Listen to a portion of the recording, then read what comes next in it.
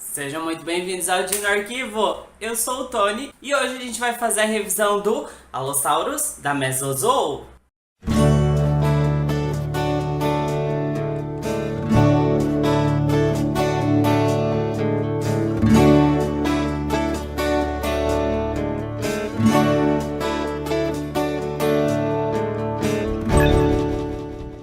A Mesozoa é uma marca da Espanha que foi criada recentemente com o intuito de trazer peças para vender no Museu de Madrid. E a primeira escolha deles foi o Allosaurus, porque o Allosaurus é muito abundante aqui nessa região de Portugal, né, e Espanha, é meio que tudo junto aqui, né, tudo faz parte da Europa. Então eles decidiram utilizar o Allosaurus como primeira figura, mas eles também já estão planejando lançar um Spinosaurus e eu não vejo a hora de colocar minhas mãos nele. Então, bora pro review!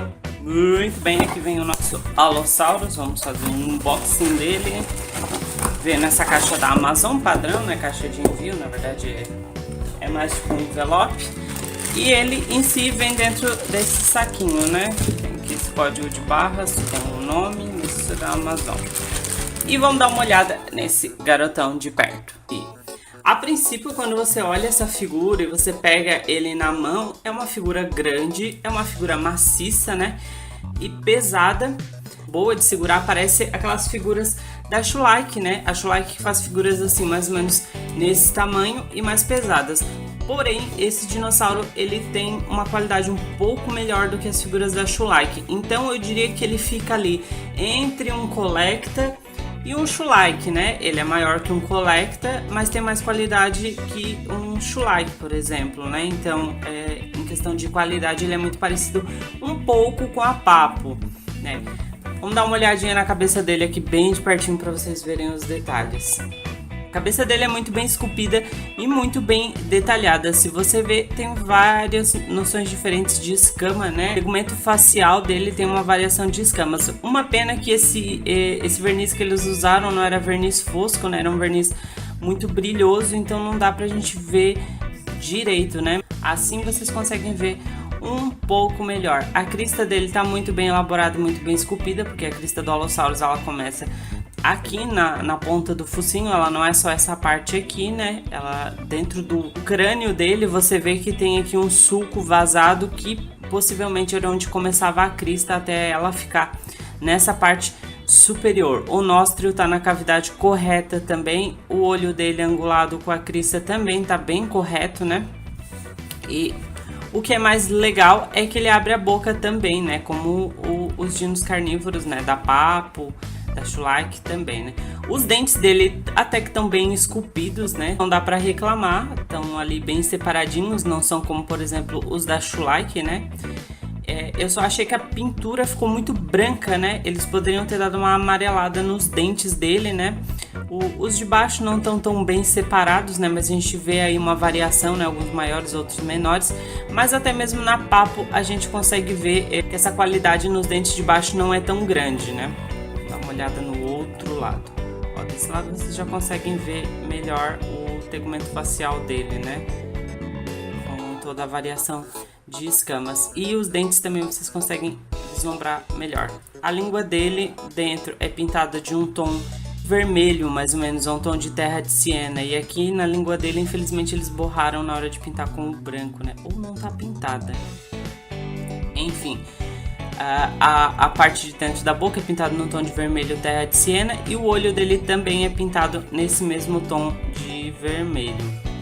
Aqui no pescoço dele a gente tem uma pele bem interessante que eu achei muito parecida com a pele do dragão de Komodo. Eu acho que foi essa a inspiração deles, né, para fazerem essa parte da pele. E essa peça ela foi esculpida pelo Manuel Gil Jaramillo, que é um escultor e paleontólogo também que está sempre presente aí nos fóruns de pesquisa. Muito bem, aqui no pescoço ele também tem esses spikes, né? Essas pontas, essas protuberâncias aqui, né? Pontiagudas, que eles quiseram adicionar ao design dele, né? Não sei se já saiu recentemente alguma pesquisa que fale sobre essas pontas aqui, mas até onde eu sei isso é especulativo, né? Assim como essa crina aqui que a gente também vê no Paul, só que essa crina vai só até o meio das costas, né? Muito bem. Ele tem braços musculosos e fortes, as mãozinhas na posição correta, virada para dentro. Mas aqui a gente consegue ver um pouco melhor a texturização dele. As escamas são praticamente todas iguais, né? Não existe uma variação muito grande. O formato delas é que varia um pouco, né? Temos aqui uma coxa musculosa e muito forte, né? Olha aqui a panturrilha dele espetacular, né? Bem musculosa. Tornozelos fortes também e a pata dele pequena como deve ser. Para quem não sabe, o Allosaurus tinha uma pata um pouco desproporcional. Ela era pequena justamente para ajudar ele na velocidade. Isso também acontece com o Carnotaurus. O Carnotaurus tem essa zona do pé ligada direto ao tornozelo, assim como o Allosaurus, né? E isso facilitava com que eles corressem mais rápido, mas também podia causar alguns problemas para eles. Por exemplo, o Allosaurus Big Owl, né? Que eu sempre falo dele aqui no canal, ele morreu com uma infecção nessa parte aqui da pata, justamente por isso, né? O calcanhar de Aquiles, né? É uma coisa muito boa para caçar, mas também pode ser uma fraqueza muito grande para o dinossauro. Muito bem, continuando, temos aqui detalhes de veias também, né? E dobras de pele, achei bem interessante essa colocação aqui, um pouquinho de variação de escama, mais grossa em cima, mais fina embaixo, e uma cauda longa, né? Para trazer equilíbrio para ele, isso é muito bom, né? As pessoas às vezes acham que os dinossauros tinham uma cauda curta, quando na verdade eles tinham uma cauda bem alongada, né? Aqui do outro lado a mesma coisa, né? Ele não tem escultura na sola das patas, como os outros têm, né? Tem só essas dobrinhas aqui, né, dos dedos, mas ele é liso nas solas dos pés. E eu achei interessante que aqui atrás faltou um pouco também, né, de empenho nessa parte da escultura aqui, ó. Parece que não ficou muito bem acabado. Coloração. Eu praticamente gostei dessa coloração dele, mas eu achei ela muito simples. Eu até entendo que para uma produção de baixo custo em larga escala você não pode ter uma coloração muito elaborada, mas eu achei essa coloração muito simplória. Me lembra muito a coloração do Baryonyx da Schleich, né? Eu trouxe ele aqui para vocês verem. Não é os mesmos tons de cor, né? Mas o mesmo padrão de coloração, é praticamente igual, parece até que foi inspirado, né? Eu não achei muito interessante. Eu acho que eles poderiam ter trabalhado uma coloração vermelha que teria ficado mais bonito nele. Como por exemplo o Gex Pedrock, ele fez um repaint desse Allosaurus e eu gostei muito mais da coloração que ele fez, vai aparecer aí pra vocês verem. Ficou muito mais natural e muito mais orgânico, né? Esses tons de vermelho, esses tons terrosos que ele utilizou ficaram muito mais bonitos. Por exemplo, essa cor, né? E eu também não gostei desse excesso de verniz acetinado, né? Muito brilhoso aqui, tanto que na cabeça dele você não consegue nem apreciar os detalhes por causa desse excesso de verniz, né? Normalmente se usa um verniz, por exemplo aqui, ó, óleo da Schleich, como um verniz mais fosco e não brilha tanto, né? Olha a cabeça do Allosaurus como brilha conforme eu vou virando. E o da Schleich não, porque é utilizado um verniz fosco, né? Um verniz mate. Essa é a importância de usar um verniz mate, como eu falo para vocês nas repinturas que eu faço, né? De usar o verniz acetinado, se você usar, sempre misturar ele com um pouquinho de água, para ele não ficar assim tão brilhoso, né? Eu não gosto, não acho interessante, parece que a peça tá sempre molhada. Outro ponto negativo que eu queria ressaltar nessa peça são os recortes e os encaixes. Aqui na cabeça dele dá pra ver bem, é bem nítido, principalmente quando você movimenta a boca aqui, ó, o buraco que ele tem onde encaixa a mandíbula, e essa parte aqui embaixo do pescoço onde encaixa a mandíbula também é bem visível o recorte aqui ao redor da cabeça dele. Desse lado dá pra ver melhor, tá bem mal encaixado. O braço dele também tá com um encaixe bem mal feito, parece que não foi colocado na posição correta, eu acho que tinha que girar ele um pouquinho mais, e dá pra você ver essa linha aqui bem nítida. E a pata dele aqui também, esse recorte aqui não ficou bem feito, parece que ele tem um joelho aqui, um encaixe, né, uma fenda no joelho, tá bem visível aqui, né, não tá bonito isso. E aqui atrás também tem outro recorte no joelho que tá bem visível. Por que eu falo isso? Essa marca ele meio que vem para competir com a Papo e trazer figuras mais acuradas, né? Essa foi a proposta do Manuel Gil, né? Mas, por exemplo, o da Papo, você tem os encaixes muito bem definidos, mas eles não são visíveis. Por exemplo, aqui no Allosaurus a gente tem esse encaixe aqui no pescoço, se você ver, é um recorte quase que invisível. Na pata dele aqui também tem um recorte de encaixe, ó, se você ver aqui, passa por cima da pata, mas você quase não percebe esses encaixes, né? Aqui no braço também tá muito bem disfarçado. O único mais visível é esse dessa pata aqui por causa do rasgo que ele tem ali em cima, né? Mas se você observar, não dá para notar tanto esses recortes. Agora, por exemplo, nesse nosso amigo aqui, você consegue ver muito bem aí de longe os joelhos dele bem recortados, né? Esse braço aqui não tem encaixe, então por isso que ele tá bem feito. A cabeça aqui também não achei interessante o jeito que eles encaixaram, podia ficar menos visível, né? Também acho que eles podiam ter dado uma pintura mais interessante. Se você olhar, o da Papo também tem os dentes brancos, mas eles sempre passam um Dark Wash por cima para amarelar os dentes, e é o que não foi feito nesse Allosaurus da Mesozoa.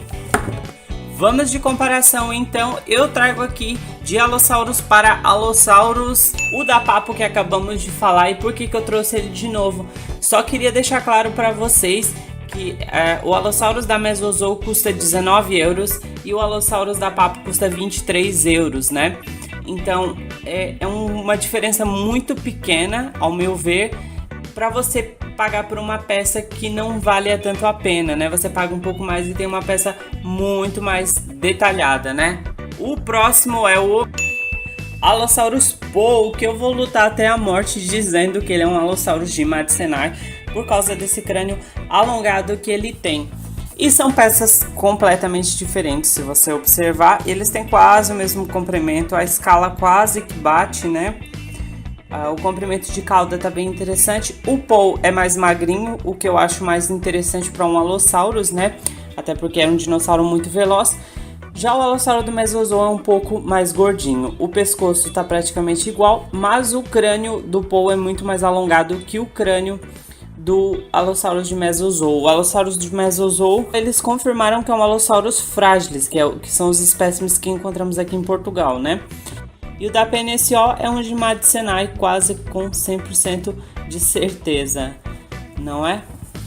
De altura, eles têm praticamente a mesma altura, se você observar. Só que o Poe tem o pé muito mais proporcional ao tamanho dele, né? Mais corretamente correto. Vamos ao próximo.